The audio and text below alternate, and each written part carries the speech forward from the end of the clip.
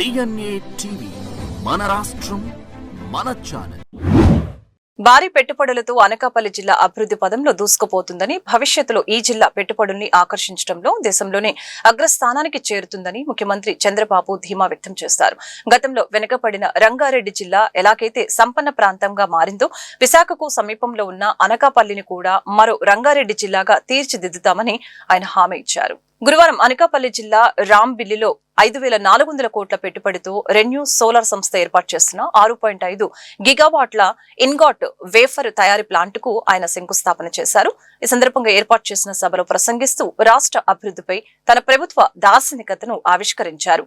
పెట్టుబడులతో పునర్నిర్మాణం గత 5 ఏళ్ల పాలనలో విధ్వంసానికి గురైన ఆంధ్రప్రదేశ్ ను పునర్నిర్మించాలన్న ఏకైక లక్ష్యంతోనే కూటమి ప్రభుత్వం సుపరిపాలన అందిస్తుందని చంద్రబాబు స్పష్టం చేశారు.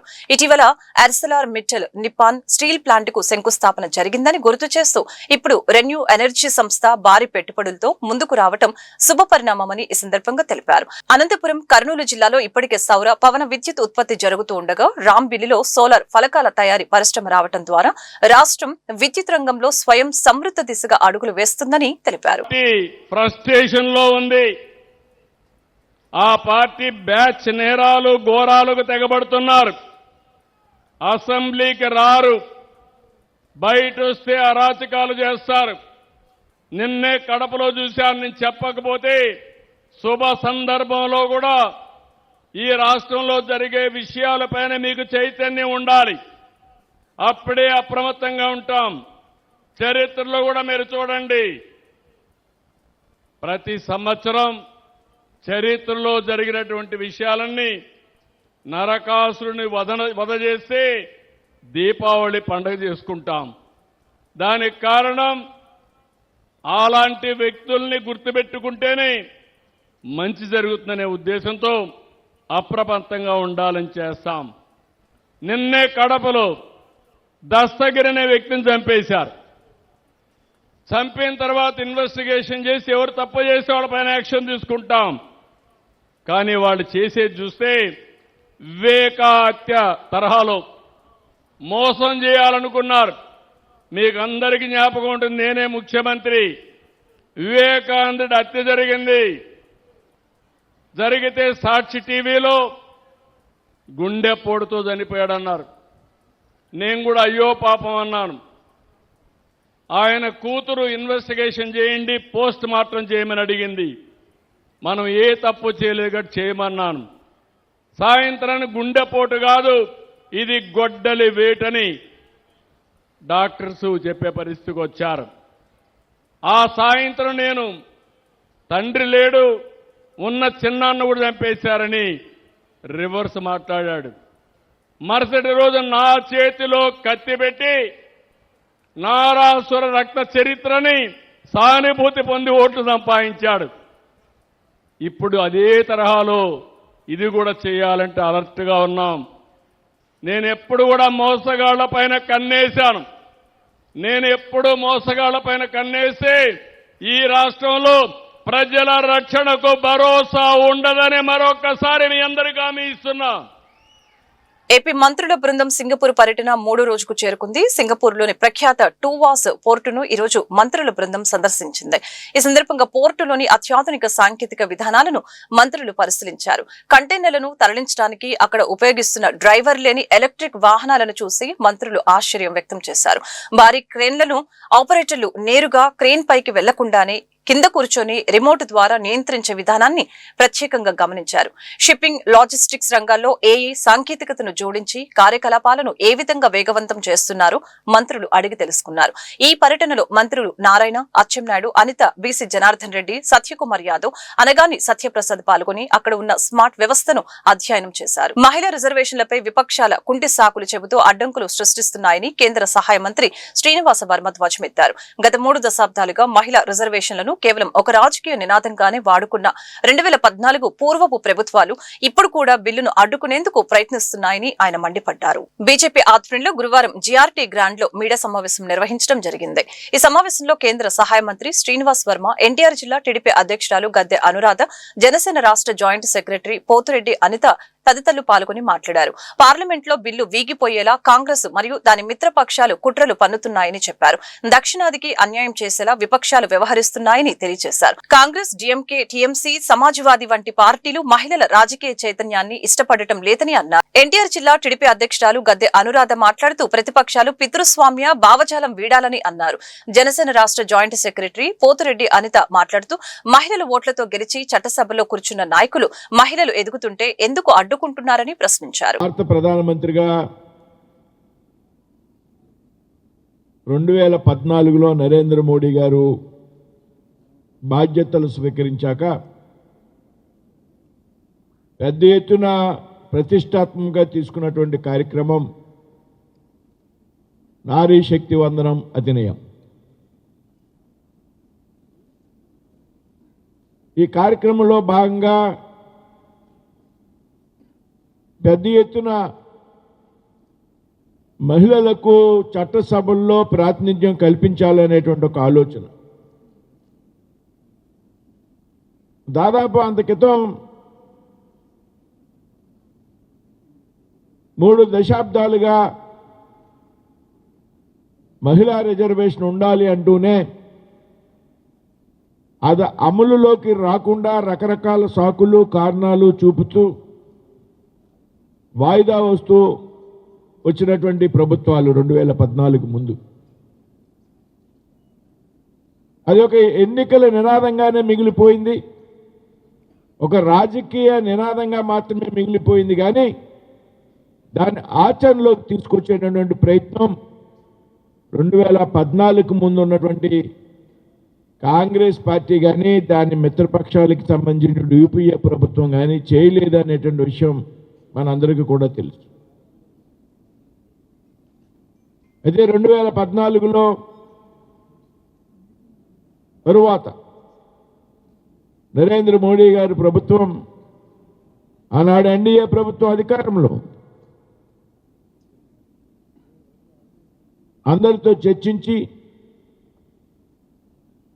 అర్థం పర్థం లేని సాకులు చూపేటువంటి వారిని పక్కన పెట్టి ఆవేళ ఉన్నటువంటి మెజార్టీ ఆధారంగా మహిళా రిజర్వేషన్ బిల్లును అమల్లోకి తెచ్చింది 2023లో. ఇది కేవలం ఎన్డీఏ ప్రభుత్వానికి, ఆనాటి ప్రధాని నరేంద్ర మోడీ గారికి చెందుతుందనేటువంటి విషయం మీ అందరికీ కూడా తెలుసు. అయితే విజయవాడ కోర్టు కాంప్లెక్స్ లో గురువారం నాడు తీవ్ర కలకలం రేగింది. విద్యుత్ అంతరాయం కారణంగా 5గురు న్యాయవాదులు గంటకు పైగా లిఫ్టులో చిక్కుకుపోయి నరకయాతన అనుభవించారు. అధికారులు సకాలంలో స్పందించడంతో పెను ప్రమాదం తప్పింది. విజయవాడ కోర్టు కాంప్లెక్స్ లో ఒక్కసారిగా విద్యుత్ సరఫరా నిలిచిపోవడంతో ఈ ఘటన చోటు చేసుకుంది. ట్రాన్స్ఫార్మర్ వద్ద మరమ్మతులు చేపట్టిన ఏపీసీపీడీసీఎల్ సిబ్బంది ఫ్యూజ్ అమర్చే క్రమంలో విద్యుత్ సరఫరాను నిలిపివేశారు. ఆ సమయంలో లిఫ్ట్ లో ఉన్న 5గురు న్యాయవాదులు 7-8 అంతస్తుల మధ్య చిక్కుకుపోయారు. లిఫ్ట్ మధ్యలో ఆగిపోవడంతో లోపల గాలి ఆడని పరిస్థితి నెలకొంది. వెంటిలేషన్ కోసం ఉపయోగించే లివర్ ను యాక్సెస్ చేయడం సాధ్యం కాకపోవడంతో న్యాయవాదులు తీవ్ర ఇబ్బందులు పడ్డారు. సమాచారం అందుకున్న వెంటనే కోర్టు అధికారులు, పోలీసులు ఘటనా స్థలానికి చేరుకున్నారు. వెంటనే లిఫ్ట్ ప్యానెల్ ని తెరిచి గాలి ఆడేలా జాగ్రత్తలు తీసుకున్నారు. ముందు జాగ్రత్తగా ఆక్సిజన్ సిలిండర్లను కూడా సిద్ధం చేశారు. సుమారు గంట పాటు శ్రమించి న్యాయవాదులను సురక్షితంగా బయటకు తీసుకువచ్చారు. ఆక్సిజన్ అవసరం పడకుండానే అందరూ క్షేమంగా బయటపడటంతో అధికారులు ఊపిరి పీల్చుకున్నారు. ప్రస్తుతం న్యాయవాదులందరి పరిస్థితి నిలకడగా ఉందని పోలీసులు ధృవీకరించారు. విజయవాడ ఇంద్రకీలాద్రిపై గత 2 రోజులుగా సాగుతున్న ప్రచారానికి చెక్ పెట్టింది దుర్గమ్మ దేవస్థానం పాలక మండలి. దువ్వాడ శ్రీనివాస్ పర్యటనకు సంబంధించి సోషల్ మీడియాలో వస్తున్న వార్తలపై చైర్మన్ కార్యాలయం ఒక కీలక ప్రకటన విడుదల చేసింది. దేవస్థానం ప్రతిష్టతను దెబ్బతీసేందుకు కొంతమంది కుట్రపూరితంగా వ్యవహరిస్తున్నారని మండిపడ్డారు. ఇంద్రకీలాద్రిపై దువ్వాడ శ్రీనివాస్ పర్యటన ఇప్పుడు రాజకీయ దుమారానికి దారితీసింది. అయితే దీనిపై దేవస్థానం చైర్మన్ కార్యాలయం స్పష్టతనిచ్చింది. నిజామాబాద్ కు చెందిన భక్తుడు తోడుపునూరి శ్రీనివాసు అమ్మవారికి 107 గ్రాముల బంగారు కాసుల హారాన్ని విరాళంగా సమర్పించారని, ఆ దాతతో పాటు వచ్చిన వారికి మాత్రమే ఆలయ నిబంధనల ప్రకారం ప్రోటోకాల్ మర్యాదలు చేశామని స్పష్టం చేశారు. ఇందులో ఎటువంటి రాజకీయ ప్రాధాన్యత లేదని వివరించారు. ముఖ్యంగా ఫోటోలో వివాదంపై దేవస్థానం తీవ్రంగా స్పందించింది. మీడియాకు కేవలం విరాళం వివరాలు, ఆభరణం ఫోటోలు మాత్రమే అధికారికంగా ఇచ్చామని, దాతల వ్యక్తిగత ఫోటోలను తాము ప్రచురించలేదని తెలిపింది. కొంతమంది కావాలని అనధికారికంగా ఫోటోలను సేకరించి రాజకీయ రంగు పులిమి కుట్ర చేస్తున్నారని మండిపడ్డారు. గతంలో జరిగిన పరిపాలనా పరమైన బదిలీలను ఈ ఘటనతో ముడిపెట్టడం సరికాదని, అమ్మవారి సన్నిధిని వివాదాల్లోకి లాగవద్దని దేవస్థానం కోరింది. రాజకీయాలకు అతీతంగా భక్తులను గౌరవించడం తమ బాధ్యత అని, అసత్య ప్రచారాలను నమ్మవద్దని చైర్మన్ కార్యాలయం భక్తులకు విజ్ఞప్తి చేసింది. విజయవాడలో వీధి వ్యాపారుల ఉపాధిని దెబ్బకొడుతున్నారంటూ సిపిఎం నాయకులు దోనేపూడి కాశీనాథ్ ఆవేదన వ్యక్తం చేశారు. గుర్తింపు కార్డులు ఇవ్వకుండా వేధిస్తున్నారంటూ అధికారులపై మండిపడ్డారు. గుర్తింపు కార్డులు ఇవ్వకుండా వీధి వ్యాపారస్తుల్ని పంపించి వేయాలని ప్రభుత్వం చూస్తుందని అన్నారు. ప్రభుత్వ నిరంకుశ విధానాలకు వ్యతిరేకంగా మే 5న చెలో కార్పొరేషన్ కార్యక్రమాన్ని చేపట్టనున్నట్లు వెల్లడించారు. వారం సిపిఎం రాష్ట్ర కార్యాలయం శ్రీ భవన్ లో దోనేపూడి కాశీనాథ్ ఆధ్వర్యంలో మీడియా సమావేశం నిర్వహించడం జరిగింది. ఈ సమావేశంలో ఆయన మీడియాతో మాట్లాడారు. గుర్తింపు కార్డులు ఇవ్వకపోగా అక్రమంగా ఖాళీ చేస్తున్నారంటూ వ్యాపారులు ఆందోళన వ్యక్తం చేస్తున్నారని అన్నారు. విజయవాడ నగరంలో సుమారు 15,000 కుటుంబాలు తోపుడు బండ్లు, బుట్టలు మరియు వివిధ రకాల చిన్న వ్యాపారాల ద్వారా జీవనోపాధి పొందుతున్నారని, గత కొంతకాలంగా అధికారులు వేధిస్తున్నారని అన్నారు. అలాగనే కార్డులు లేవనే సాకుతో వ్యాపారుల్ని తొలగించాలని నోటీసులు జారీ చేస్తున్నారని తెలిపారు. హక్కుల సాధన కోసం పోరాటానికి సిద్ధమయ్యామని అన్నారు. మే 5న చెలో కార్పొరేషన్ కార్యక్రమాన్ని తలపెట్టామని, జయప్రదం చేయాలని కోరారు. దశాబ్దాలుగా వ్యాపారం చేసుకున్నటువంటి వాడికి పాత గుర్తింపు కార్డు ఉంది, అప్పుడు ఇచ్చినటువంటి గుర్తింపు కార్డు ఉంది, తర్వాత వచ్చిన గుర్తింపు కార్డు ఉంది, తర్వాత నువ్వు కట్టినటువంటి రసీదు ఉంది. ఇందున్నా కూడా మీరు ఎవడో లేదని చెప్పనేటువంటిది ఇవ్వకపోవడం మీది తప్పు తప్ప మాది కాదు. అందుకని మా గుర్తింపు కార్డు ఇవ్వండి అని చెప్పనేటువంటి పేరుతో, అలాగే ముద్రాల ఊళ్ళు అని చెప్పారని మోడీ గారు చెప్పేవాడు అంతకుముందు. మరి ఇప్పుడు ముద్రాల ఊళ్ళు ఏమేమియో తెలియడం ఈ రెండో దశలో ఈయన వచ్చిన సందర్భంలో వడ్డీ లేనటువంటి రుణాలని మేము స్వయం ఉపాధి కోసం సెల్ఫ్ ఎంప్లాయ్మెంట్ స్కీమ్ కింద బతుకుతూ ఉన్నటువంటి వాళ్ళం, నిరుద్యోగులుగా ఉన్నవాళ్ళం, మా బిడ్డలు కూడా దీని మీద ఆధారపడి చదువు ఉన్నా లేకపోయినా దీని మీదే మా కుటుంబాలు ఆధారపడి బ్రతుకుతూ ఉన్నాయి. కాబట్టి వడ్డీ లేని రుణం ఇవ్వండి అని చెప్పనేటువంటిది ఓ డిమాండ్గా ఈ రోజు ముందుకు తీసుకొస్తా ఉన్నారు. అధికారుల వేధింపులు, పోలీసులు పెట్టి కేసు పెడుతున్నారు. నెల వాళ్ళ కేసులు కావాల్సి వచ్చినప్పుడల్లా ఆ కట్టినటువంటి రిసీట్స్ కూడా ఉన్నాయి వీళ్ళ దగ్గర. కాబట్టి ఇలాంటి వేధింపులు అని చెప్పనేటువంటి పద్ధతుల్లో కాకుండా సుప్రీంకోర్టు ఇచ్చినటువంటి గైడ్లైన్స్ ప్రకారం, సుప్రీంకోర్టు ఇచ్చినటువంటి జడ్జిమెంట్ ప్రకారం విక్రయదారుడు అనేవాడు, వీధి విక్రయదారుడు అనేవాడు, హాకర్ అనేవాడికి సంక్షేమ చట్టం కావాలి అని చెప్పనేటువంటిది అడిగినటువంటి సందర్భంగా ఆనాడు సిఐటియు కేంద్ర కమిటీ ప్రయత్నం చేసినటువంటి ఫలితంగా వచ్చినటువంటి సుప్రీంకోర్టు జడ్జిమెంట్ ఏదైతే ఉందో ఆ జడ్జిమెంటు జనావాసాల మధ్య, ప్రజలు తిరిగేటువంటి మధ్య, వినియోగదారులు తిరిగేటువంటి ప్లేస్ లో వీళ్ళకి ప్లేస్ ఇవ్వాలి తప్ప 35 సంవత్సరాలుగా చిరు వ్యాపారాలు చేసుకుంటూ వాళ్ళ కుటుంబాలని పోషించుకోవడం జరుగుతుంది. కడుపు నింపు కోసం చేసుకున్న చిరు వ్యాపారస్తులపై గతంలో ప్రభుత్వం, ఈరోజు అధికారంలో తెలుగుదేశం కూటమి ప్రభుత్వం చిరు వ్యాపారస్తుల్ని దెబ్బకొట్టి వాళ్ళని లేకుండా చేయాలని చెప్పిన కుట్రలో భాగంగా ఈరోజు ప్రభుత్వాలు ప్రయత్నం చేస్తున్నాయి. ఏం పాపం చేశారు వీళ్ళు? ప్రభుత్వాలు ఎటువంటి రాయితీలు కల్పించట్లా. వీళ్ళే ప్రైవేటు వ్యక్తుల దగ్గర అప్పులు తెచ్చుకొని, వడ్డీలు తీసుకొని వ్యాపారాలు చేసుకుంటూ వాళ్ళ కుటుంబాలను పోషించుకుంటున్న నేపథ్యంలో గతంలో కొన్ని సంవత్సరాల పాటు ఆఖరులందరికీ గుర్తింపు కార్డులు ఇవ్వాలని చెప్పని సిఐటియు చిరు వ్యాపారస్తుల తరపున అనేక పద్ధతుల్లో సచివాలయాల్లో దరఖాస్తులు పెట్టారు. గతంలో ఉన్న కార్డులు రెవెన్యూలు చేయమని చెప్పేసి పదే రిప్రజెంటేషన్లు చేశారు. కానీ రెవెన్యూలు చేయలా. డబ్బులు కట్టిన వాళ్ళకి 200 రూపాయలు కట్టిన వాళ్ళకి ఇంతవరకు గుర్తింపు కార్డులు ఇవ్వట్లా.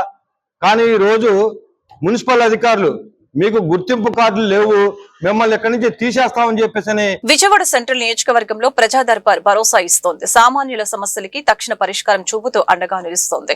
గత వారం తన ఉపాధి కోసం సాయం కోరిన ఓ నిరుపేద మహిళ విన్నపానికి ఎమ్మెల్యే బోండా ఉమామేశ్వరరావు సానుకూలంగా స్పందించారు. వారం తిరగక ముందే ఆ మహిళకు స్వయం ఉపాధి కల్పిస్తూ అండగా నిలిచారు యువనేత బోండా సిద్ధార్థ. సింగనగర్ ప్రాంతానికి చెందిన నాగలక్ష్మి అనే గృహిణి అద్దె బండిపై రోజుకు 30 రూపాయలు చెల్లిస్తూ టిఫిన్ వ్యాపారం చేస్తూ కుటుంబాన్ని పోషించుకుంటుంది. సొంత బండి లేక ఆమె పడుతున్న ఇబ్బందుల్ని గత వారం జరిగిన ప్రజా దర్బార్లో ప్రభుత్వ విప్ బోండా ఉమామేశ్వరరావు దృష్టికి తీసుకువెళ్లింది. వినతి అందిన వెంటనే స్పందించిన ఎమ్మెల్యే ఆ గృహిణికి శాశ్వత ఉపాధి కల్పించాలని ఆదేశించారు. ఈ మేరకు P4 పథకం ద్వారా మార్గదర్శిగా వ్యవహరిస్తూ తెలుగుదేశం పార్టీ యువ నాయకులు బోండా సిద్ధార్థ ముందుకు వచ్చారు. సుమారు 30,000 రూపాయల విలువ అయిన ఆధునిక సౌకర్యాలతో కూడిన టిఫిన్ బండిని నాగలక్ష్మికి స్వయంగా అందచేయడం జరిగింది. భవిష్యత్తులో కూడా ఇలాంటి సేవా కార్యక్రమాలు కొనసాగిస్తామని స్పష్టం చేశారు. తమ కష్టాన్ని గుర్తించి ఇంత త్వరగా స్పందించిన ఎమ్మెల్యే బోండా ఉమామేశ్వరరావుకి బోండా సిద్ధార్థకి లబ్ధిదారురాలు నాగలక్ష్మి హృదయపూర్వక కృతజ్ఞతలు తెలిపారు. ఈ కార్యక్రమంలో పార్టీ ముఖ్య నాయకులు కార్యకర్తలు పెద్ద సంఖ్యలో పాల్గొన్నారు. ఈ యొక్క అప్లికేషన్ పెట్టుకుని ఉన్నారు కాబట్టి బండి అనేది మీకు వచ్చింది. కష్టం మీద నేను బతికేది. మేము పిల్లల్ని చదివించుకున్న కొద్దిగా 15 సంవత్సరాల నుంచి ఇది. ఎంత ఉంది మార్కెట్లో ఈ బండి మనం మీరు కొనుక్కోవాలంటే? మేము రెంట్ కడతాం. మామూలుగా రోజుకి 30 రూపాయలు చెప్పిన రెంట్ కడతాం. రోజు 30 రూపాయలు రెంట్ కడతారు. అలాంటిది ఈసారి బండిది వచ్చేసింది మీకు. దాదాపు 30,000 రూపాయలు ఉంది బండిది బయట. అలాంటిది మీకు అప్లికేషన్ పెట్టుకున్న వెంటనే వచ్చింది. ఓకేనా? జాగ్రత్త చేసుకోండి. టిఫిన్ అంతా దగ్గర 5-6 ఏళ్ళు అవుతుంది. అవునా? 8 నెలలు 9 నెలలు బళ్ళు రాలా. 8 సంవత్సరాల నుంచి అక్కడే. ప్రకాశం జిల్లా తిరుపతి జిల్లాలో దొంగ స్వాములు ఆక్రమించిన ప్రభుత్వ భూముల్ని తక్షణమే స్వాధీనం చేసుకోవాలని హేతువాద సంఘం అధ్యక్షులు నారిని వెంకట సుబ్బయ్య డిమాండ్ చేశారు. కూటమి ప్రభుత్వం తక్షణమే స్పందించి దొంగ స్వాముల భూదందాలపై చర్యలు తీసుకోవాలని కోరారు. గాంధీనగర్ ప్రెస్ క్లబ్ లో హేతువాద సంఘం ఆధ్వర్యంలో మీడియా సమావేశం నిర్వహించడం జరిగింది.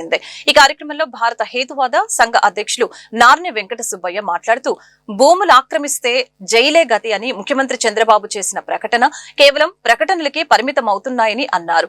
ఆచరణలో ఆక్రమణదారులకి అధికారులు సాష్టాంగ పడుతున్నారని అన్నారు. ప్రకాశం జిల్లా అధికారులు తిరుపతి జిల్లా అధికారులు దొంగ స్వాముల ప్రలోభాలకి లోని చూసి చూడనట్లుగా వ్యవహరిస్తున్నారని తెలిపారు. ముఖ్యమంత్రి చంద్రబాబు నాయుడు తక్షణమే దొంగ స్వాముల అక్రమ భూముల దందాలపై చర్యలు తీసుకోవాలని ఈ సందర్భంగా డిమాండ్ చేశారు. నా పేరు జీవి రంగారెడ్డి. నేను సీనియర్ జర్నలిస్ట్ని. ఇక్కడ వెంకట సుబ్బయ్య గారు చెప్పిన లెక్క ప్రకారం చూసిన ఆధారాలతో సహా ప్రభుత్వానికి వివరాలన్నీ తెలియజేస్తే కొన్ని సందర్భాల్లో ఉన్నతాధికారులు స్పష్టంగా తేల్చినా కూడా ప్రభుత్వం పట్టించుకోవట్లేదు అని అంటే ఏమనుకోవాలి దీన్ని? మా ప్రధానమైన డిమాండు ప్రభుత్వ ఆస్తులు, ప్రభుత్వ స్థలాలు దొంగల చేతికి చిక్కకూడదు. ఇంకా అర్హులైనటువంటి పేదలు, నిరుపేదలు నివేశన స్థలాల కోసం వేలాది మంది ఎదురు చూస్తున్నారు. అవకాశం ఉన్నటువంటి చోట ఆ భూముల్ని వాళ్ళకి ఇవ్వాలి, కానీ దొంగలు కాజేస్తుంటే మీ దృష్టికి వచ్చిన తర్వాత కూడా వాటిని ఏమి ఖాళీ చేయించుకోవడం ఏమనుకోవాలి? మీకు ఆ స్వామి మీద కనుక నమ్మకం కనుకుంటే వ్యక్తిగతంగా ఉంచుకోండి. రాజ్యాంగం ఏం చెబుతుంది? మన మత విశ్వాసాలు వ్యక్తిగతమని. మీకు ఆ కలికి భగవాన్ మీద కనుక నిజమైన అసలైన దేవుడు అనుకుంటే మీరు కొలుసుకోండి, ఎవరికి అభ్యంతరం. కానీ ఆయన ఆక్రమించినటువంటి భూమి ప్రభుత్వాందా కాదా? ప్రభుత్వాన్ని అయినప్పుడు ప్రభుత్వం స్వాధీనం చేసుకోవాలి. ప్రభుత్వం దృష్టికి తెచ్చిన తర్వాత కూడా స్వాధీనం చేసుకోవట్లేదంటే అధికారులను శంకించాల్సి వస్తుంది, ప్రభుత్వ అధినేతలను కూడా శంకించాల్సి వస్తుంది. అందుకని మన ఏదో ఒక రేటు కమ్మాలని ప్రపోజల్ పెడతాడు కలెక్టర్. ఆ ప్రపోజల్ని ఉషారాణి గారు క్యాన్సిల్ చేసింది. క్యాన్సిల్ చేసి 2021లో మెమో నంబర్ 15,358 కింద మెమో ఇచ్చింది, స్వాధీనం చేసుకోండి. ఇంతవరకు అతిగతి లేదు. మేము ప్రిన్సిపల్ సెక్రటరీని, CCLA కలిసాం. మేమేమి అమ్మలేదు కదా భూముల్ని స్వాధీనం చేసుకుంటాం. ఎప్పుడు ఎన్నాళ్ళు 20 ఏళ్ళ నుంచి దొంగసారి ప్రభుత్వం ఆక్రమించి మోసం చేస్తుంటే వాడు ఈ ప్రభుత్వం మనే కాదు, మాకేమైనా వచ్చేది ఇందో లేదు. ప్రభుత్వం దొంగల పాలు కాకూడదు అన్నదే మా ఉద్దేశం. నంబర్ 1. నంబర్ 2 వచ్చేసి మీకు తెలుసు, కల్కి భగవాన్ ఒక 10-15 ఏళ్ల క్రితం ఏ రకంగా మోసం చేసిన టీవీ ఛానల్స్ అన్నీ కోరెత్తి చూపించినాయి. అలాంటి కల్కి భగవాను చిత్తూరు జిల్లాలో దళితుల భూములు అసైన్డ్ ల్యాండ్ ఆక్రమించి ఆశ్రమం కట్టాడు. ప్రభుత్వం భూములు ఆశ్రమం కడితే కలెక్టర్ ఖాళీ చేయమన్నాడు. అప్పుడు కల్కి భగవాను హైకోర్టుకి వెళ్ళాడు. దీన్ని నేను కొనుక్కున్నాము అసైన్డ్ ల్యాండ్స్ని. అసైన్డ్ ల్యాండ్స్ అనేది కొనకూడదు, అమ్మకూడదు అనేది చట్టం ఉంది. మరి కల్కి భగవాన్ అసైన్డ్ ల్యాండ్ ఏ రకంగా కొంటాడు? అధికారులకు బుద్ధి లేదా? ఎట్లా ఒప్పుకున్నారు? సరే, కల్కి భగవాను హైకోర్టుకి వెళ్ళాడు. 20 ఏళ్ళు అయింది. Case number 127/34, case number 2008. 127/34/2008 case వేస్తాడు హైకోర్టులో కల్కి. 2024 జనవరి 10వ తేదీన హైకోర్టు కల్కి పిటిషన్ కొట్టేసింది. వెంటనే కలెక్టర్ స్వాధీనం చేసుకోవాలా. అయితే కల్కి భగవాను మళ్ళా యువతకు ఒక మంచి సందేశాన్ని ఇవ్వాలనే ఆశయంతో ఆదర్శవంతమైన కథాంశంతో నీతి నాది మరో కథ చిత్రాన్ని నిర్మిస్తున్నట్లు మాజీ కార్పొరేటర్ బాలస్వామి పేర్కొన్నారు. ప్రేక్షకులు యువ కథ నాయకులను ఆశీర్వదించి సినిమాను విజయవంతం చేయాలని కోరారు. గాంధీనగర్ ప్రెస్ క్లబ్ లో నీతి నాది మరో కథ చిత్ర పోస్టర్ ఆవిష్కరణ కార్యక్రమం ఘనంగా జరిగింది. దారా రవి దర్శకత్వంలో మూర్తి నిర్మాత సారథ్యంలో తెరకెక్కుతున్న ఈ చిత్రం ద్వారా గంగాధర్, మౌనిక నూతన హీరోయిన్లుగా పరిచయం అవుతున్నారు. ఈ సందర్భంగా చిత్ర బృందం మాజీ కార్పొరేటర్ బాలస్వామి మాట్లాడారు. గతంలో బ్లేడ్ బ్యాచ్ వంటి విజయవంతమైన చిత్రాన్ని అందించిన దారా రవి, మూర్తిల కాంబినేషన్ లో ఈ సినిమా రూపొందుతుందని తెలియజేశారు. చిన్న చిత్రాలను, నూతన నటీనటుల్ని, సాంకేతిక నిపుణుల్ని ప్రేక్షకులు ఆదరించి ప్రోత్సహించాలని కోరారు. ఈ చిత్రం బాక్సాఫీస్ వద్ద ఘన విజయం సాధించాలని చిత్ర బృందం ఆకాంక్షించింది. ప్రముఖ సినీ గాయని, దక్షిణ భారత గాన కోకిల ఎస్ జానకి కోట్లాది మంది సంగీత ప్రియుల మదిని దోచుకున్న అరుదైన గాయని అని పలువురు వక్తలు కొనియాడారు. ఆమె నిండు నూరేళ్లు ఆరోగ్యంగా జీవించాలని, నేటితరం గాయని గాయకులు ఆమె క్రమశిక్షణను, గానాన్ని ఆదర్శంగా తీసుకోవాలని సూచించారు. నాది మరో కథ మూవీ పోస్టర్ రిలీజు కార్యక్రమం విజయవాడ నగరంలోని మరి ప్రెస్ క్లబ్ లో చాలా గొప్పగా ఈ మూవీ పోస్టర్ రిలీజ్ కార్యక్రమాన్ని మా సోదరులు మూర్తి గారు, అలాగే డైరెక్టర్ కమ్ ప్రొడ్యూసర్ దారా రవి గారు, మా సోదరుడు దుర్గారావు, అలాగే ప్రసాద్ గారు, రమేష్ గారు, జయరామ్ గారు, మరి ముఖ్యంగా హీరోయిన్ మరి యంగ్స్టర్స్ గంగాధర్ మరియు మౌనిక, మరి వీళ్ళందరూ టీం ఆధ్వర్యంలో ఒక చక్కటి మూవీ భవిష్యత్తులో రాబోతుంది. ఒక మంచి సందేశం ఉన్నటువంటి సినిమా ఈరోజు పోస్టర్ రిలీజ్ కార్యక్రమం. మరి ఈ ఆర్టిస్టులు కూడా మరి కొత్తగా నూతన పరిచయం అనుకుంటా, నూతన పరిచయం హీరోయిన్ నూతన పరిచయం. మరి గతంలో కూడా దారా రవి గారు, మూర్తి గారు 2015లో బ్లేడ్ బ్యాచ్ అనేటువంటి ఒక చక్కటి మూవీని తీసి మరి అది కూడా మంచి విజయం సాధించడం జరిగింది. మరి అలాగా నైపుణ్యత కలిగినటువంటి రవి గారు, మూర్తి గారు వాళ్ళిద్దరు కాంబినేషన్లో మంచి హీరోయిన్ని సెలెక్ట్ చేసి మరి యువతకు ఒక మంచి సందేశాన్ని ఇవ్వాలి, యువతకి ఆదర్శవంతంగా నిలిచే సినిమాలు తీయాలనేటువంటి ఒక మంచి ఉద్దేశంతో ఈ నీది నాది మరో కథ అనేటువంటి చిత్రాన్ని మరి మంచి టైటిల్ని నామకరణం చేసి ఈరోజు ప్రజలకి మరి ఒక కామెడీ కానీ అలాగే అన్ని ఉండే విధంగా కొత్త ఫిలిం అండి. ఇది చాలా న్యూగా నేను బిగ్ స్క్రీన్ మీద రాబోతున్నాను. ఈ ప్రీవియస్గా చిన్న చేశాను, కానీ ఇంత పెద్ద అవకాశం ఇచ్చినందుకు దారా రవి గారికి చాలా థ్యాంక్స్ సార్. ఈ మూవీ చాలా హిట్ అవుతుంది. మా 100% మేము పెడుతున్నాము. సార్ కూడా చాలా మీ ముందుకి మంచి సినిమా తీసుకురావాలని చాలా కృషి చేస్తున్నారు. మీరు కూడా మా అందరికి సపోర్ట్ చేసి సినిమా హిట్ చేయాల్సి ఉందిగా కోరుతున్నాము. మమ్మల్ని కూడా ఎప్పటికీ సపోర్ట్ చేస్తూ ఉండాలని, ప్రీవియస్గా ఎలాంటి సినిమాలు వచ్చినా ఇలానే సార్ మీరు కూడా కొంచెం సపోర్ట్ చేస్తూ ఉండాలని. అందరికీ నమస్కారం. ఇది మా ఫస్ట్ మూవీ అండి. ఇది నాకు వచ్చిన ఫస్ట్ ఛాన్స్ బిగ్ స్క్రీన్లో. ఈ ఛాన్స్ ఇచ్చిన దారా రవి గారికి చాలా థ్యాంక్ యూ సార్. అండ్ ఇక్కడికి వచ్చిన కార్పొరేట్ సార్కి కూడా చాలా థ్యాంక్ యూ. ఈ మూవీ అనేది మేము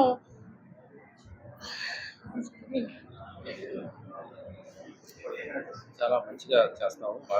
అంటే ఈ మూవీలో నేను మెయిన్ రోల్ చేస్తున్నాను, హీరోయిన్ రోల్గా. నా వరకు నేను 100% ఇవ్వడానికి ట్రై చేస్తాను.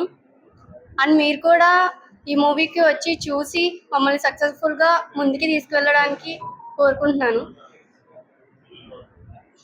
ఇలాగే గాన సరస్వతి ఎస్ జానకి జన్మదిన వేడుకల్ని శారదా కళా సమితి ఆధ్వర్యంలో గాంధీనగర్ లోని హనుమంతరాయ గ్రంథాలయంలో ఘనంగా నిర్వహించారు. ఈ కార్యక్రమానికి ప్రముఖ విద్యావేత్త ఎంసీ దాస్, ప్రముఖ రచయిత గుమ్మ సాంబశివరావు ముఖ్య అతిథులుగా విచ్చేసి శారదా కళా సమితి అధ్యక్షులు డోగిపర్తి శంకర్రావుతో కలిసి కేక్ కట్ చేశారు.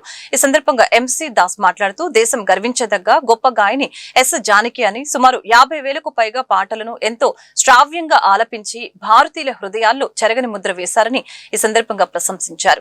అనంతరం శారదా కళా సమితి అధ్యక్షులు డోగిపర్తి శంకర్రావు మాట్లాడారు. 10 ఏళ్ల క్రితమే తమ సమితి తరపున జానకమ్మను ఘనంగా సత్కరించుకున్నట్లు గుర్తు చేశారు.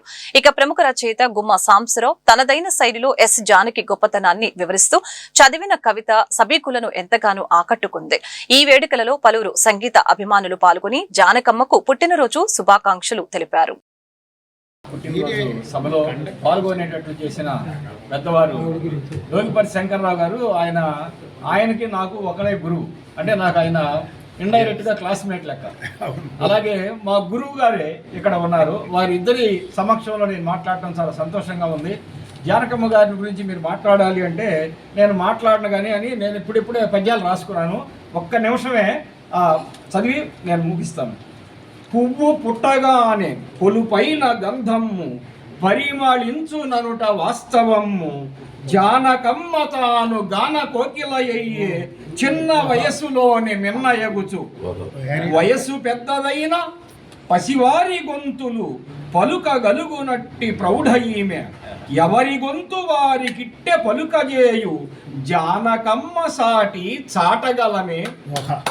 55 ఏళ్ళు అసమాన రీతిలో పాడుచున్న ఎట్టి ప్రతిభురాలు కలదు ఆమెలోన గంధర్వ అంశాన్ని చెప్పబూనుటెల్ల తప్పుగాదు.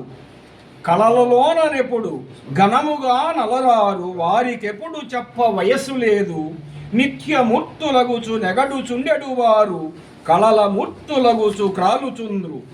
ప్రభుత ఇచ్చునట్టి పలు పురస్కారాలు లెక్క చేయనట్టి లేమ ఈమె, ప్రజల మధులయందు బాగుగా నిలుచును, ప్రజల మనసులో నిలవటమే 100 ఏండ్లు వారు వరల వలయు. ఈ వార్తలు ఇంతటితో సమాప్తం. మరొక బులెటిన్ మళ్ళీ కలుద్దాం. నమస్కారం.